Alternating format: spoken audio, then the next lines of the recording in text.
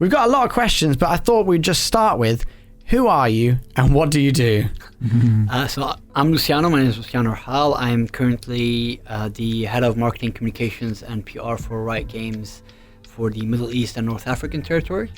And pretty much that's pretty much it. I handle all things linked to communications to our players. Amazing. And social media and PR and for Valorant, for League, for actually the whole RIOT Games portfolio. And yeah. And for people that don't know, do you want to give a quick rundown of like what RIOT Games is and does? Yeah, so RIOT Games is a publisher. So we like to call ourselves now an entertainment company. Okay. Where we publish video games. So two of them that are quite big globally, which is League of Legends and Valorant. Very big. Yeah, very big. Huge. We've also done a mobile game called Wild Rift, which is like a League of Legends for mobile. Yeah. We have a card game called Legends of Runeterra, which is based off the world of League of Legends. We've also done a Netflix TV show called Arcane, which is amongst my favorite TV shows of all time. Yeah. We even won an Emmy recently, the first ever animated TV show to win an Emmy award. Congratulations. Yeah, so that was a huge moment for us. We were super happy about that. No, that is really cool. I was going to bring that up, by the way, so we might as well talk about it now. But I mean, do you know like why did RIOT Games decide, hey, you know what, we're going to make a TV show, and not only make a TV show, make a really good TV show about one of our games?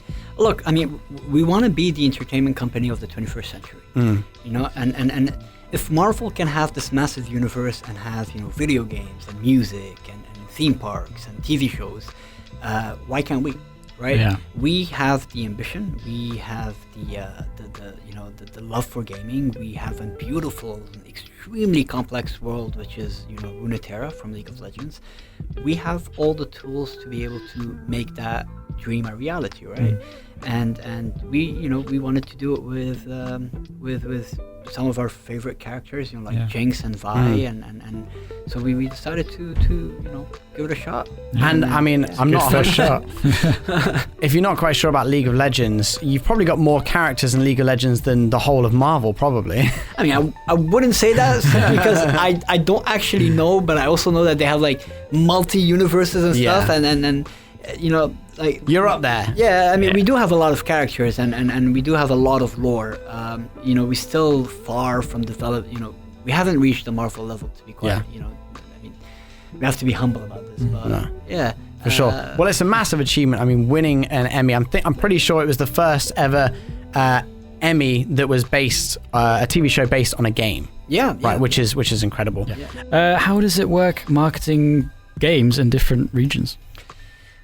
So, look, it's not easy. Let's start with that. Focusing more on like the MENA territory, like the territory where we're operating. So that's like Middle East and North Africa. We're focusing around 15 different countries. Yeah.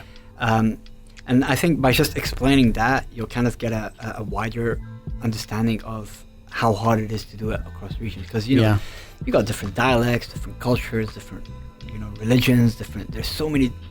It's so diverse that what you might be able to say to a group of audience could be seen as taboo to another. And so it's not really very easy, and there's no like one way formula to do it. So for instance, for our region here, we've had players playing our games for 10 years, and we weren't really in the region to service them. And when we came here, we knew that this is a sensitive topic because we're showing up 10 years later saying, yo, what's up? We're here, We didn't know how they're going to react, but we still needed to be here, and we still need to deliver that player experience that we're delivering. So you have elsewhere. to kind of cater it depending on the region you're at. Absolutely. What I was going to bring up, just about that, how you're saying it's, it's a diverse world and the diverse gaming community. But Valorant, at least I know, is every one of your characters has a backstory, and they're all from different countries and stuff, which I love. I think that's a really nice way to kind of go about it, because if you're from one of those countries that one of the characters are, you can really relate to it. So this is one of the tactics. See, like with Valorant, because it's a new game, we were able to work around it from the get-go. So Valorant, the way we're doing it, it's a global, unapologetic game, and we are creating agents that can resonate with people from all around the world. And that is one way to do it, because that also helps you kind of have mass communication without really going really deep into certain areas where everybody's going to be able to kind of like understand or resonate or feel. And it forces you to do your research into these regions absolutely, as well and get things right. And absolutely, yeah. Very cool. Now, obviously, you've got two main games, which is Valorant and League of Legends. Do you have, in the different regions, do you focus more on one game over another, or do you just focus on both of them? So it really depends. It's per region and per office structure. Like for us, for me, for instance, I work across all of RIOT Games portfolio. So be it League of Legends or Wild Rift or Valorant or Arcane. However, we do have priorities per market, and we set priorities. Like certain games might have a priority over another one, and this is usually due to where we at with the game. Do we have servers? How many players we have on it? So there is definitely a priority, but we do cater to all our products, because if we have one player interacting with one of our product, and that player matters, and we need to cater to that player. Yeah. And I guess you could probably get that person to also play the rest of your games. Yes, absolutely. No, awesome. So, Luciano, what's been the highlight of your career so far? Oof. Wow. All right, that's a tough question. I don't want to say the wrong answer as well. I don't want to offend anybody. To be quite honest, I think when I created the Nasser Esports, when I created the esports team, I went in blind. Like, I had absolutely no idea. Can we cuss on the podcast? I had no idea. I don't know. Have we before? I'm not sure, to be honest. Well, it's all right. We'll keep it civilized. We'll keep it PG-rated. I can always bleep you out. So go ahead. I had absolutely no clue what I was doing. I knew that I had the passion. I had the dream. I had that. I had the vision. I knew what I wanted to be. I wanted to be the first ever Arab internationally recognized team.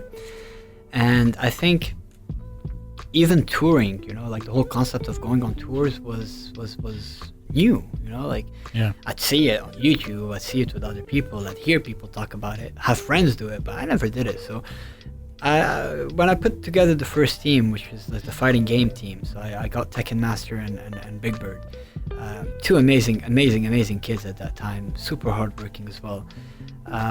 We started traveling the world and competing in these tournaments and racking up points. Sometimes we'd win, sometimes we'd get second place, sometimes like we don't even rank up anywhere, and that's money spent, right? Yeah.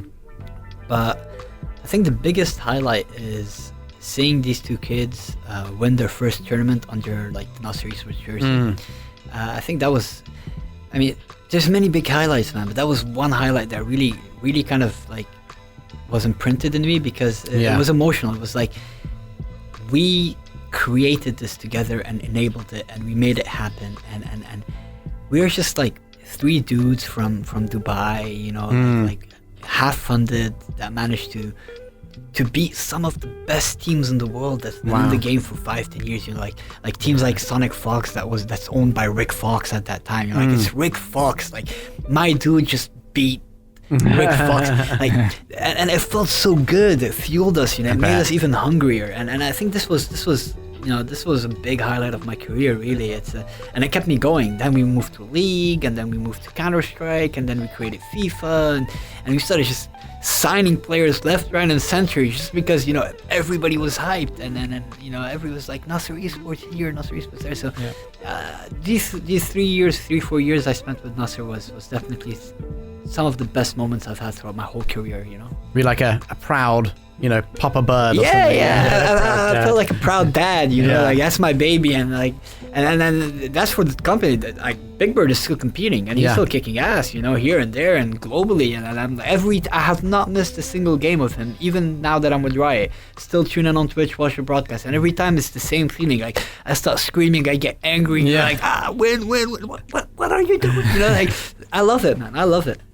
Amazing. No, I honestly, I'm getting tingles, like feeling your passion, just how you're talking about it. It's pretty insane. And what an achievement to be able to take people that have literally, didn't necessarily even recognize their own potential. Yeah. For you to be able to spot that and put them in the limelight. But it's the other way around. They helped me grow, really. I discovered myself because of these individuals. yeah, I found them and I gave them the opportunity. But this is the same thing I was always telling them, and every player I signed is like, I'm just opening the door. The rest is with you. But what it turned out to be is that they're the ones who helped me grow. You know, because when you're dealing with teams, when you're dealing with players, you got to put multiple cap. You know, you got to be the dad when you have to, the businessman when you have to, the friend when you have to, the shoulder to cry, the hard ass, and being able to, you know, have multiple roles and be so emotionally involved with these players really helped me grow. To be quite fair, it got me ready to be a father. You know? I'm a father of 2 amazing girls right now, and I think that also helped me get ready. You know, it's just. And you're now training them to be the next tech No. Like I know. Yes, they're definitely they're playing video games already. Yeah. You know, like Leo's like my eldest is like playing Mario Kart at the moment. Nice. But I don't think as a father I would be able to like emotionally withstand being on stage with her like playing. I'll watch her from home on Twitch. Yeah, but I wouldn't be there because you know what? It's just reminding me of like, you know, like when I was younger anyway, like playing football on the sidelines, my dad shouting at the referee. That's like you, but like in esports, you know, like it's quite crazy. But that's where we're at now, you know. It's passion, you know. It doesn't matter whether it's football or tennis or a video game. It's passion. You have passionate kids doing something they love, making a living out of it, putting their heart and soul into it. You gotta recognize that. Yeah. You know, you have to recognize it. You have to validate them. It's not because it's not football that you don't, you know, and the second you start validating people for whatever effort they do, be it video games or that's when you really realize that you got something, you know, to work with, right? Yeah, something real. Yeah, I love it, man. I love esports. I love gaming. I got goosebumps. There you go. It's amazing. You know what? Next time there's a big esports thing, can we watch it together? Absolutely. Because I just want to like have that passion with you. Because I think it'd be a lot of fun. Absolutely. I would highly recommend you take time off in August and go to Evo because the experience and then the energy you feel there is unparalleled. Oh, I wish. I'll ask the wife. We'll see what she says. It's Vegas. You can take her with you. I'm sure she'll love it. Oh, wow. Okay. It's Vegas every year, so I'm sure she'll love it. Well, to be honest with you, I just found out that I'm going to be a dad. Well, I found out like a month ago, but we told people today. And she's due in like May, June. So I doubt she'll want to go to Vegas with me in August. Amazing. You know what you need to do now, right? Yeah, catch up. No. I mean, but you need to like figure out a gamer name and, you know, print it.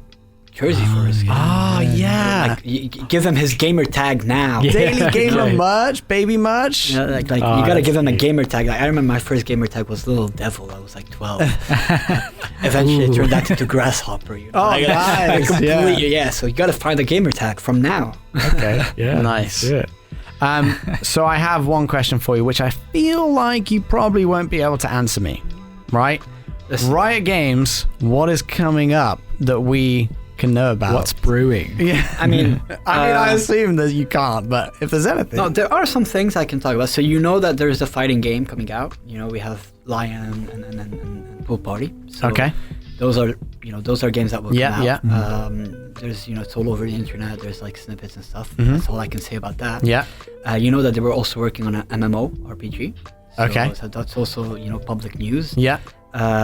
There's also we have Riot Forge now, which is like a studio that is developing like indie games and AAA and AA titles. Very cool. There's a game we've released already too, which is like Ruined King, and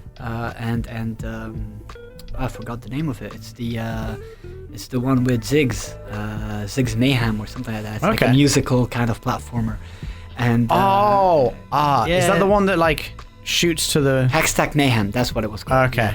It's like cool. It's like a musical platformer. Like you gotta follow the beat and then it just keeps doing things and like don't miss the beat, otherwise you die. Kind of thing. Yeah. That's cool. There's another game that's coming out that we've also announced, and that is.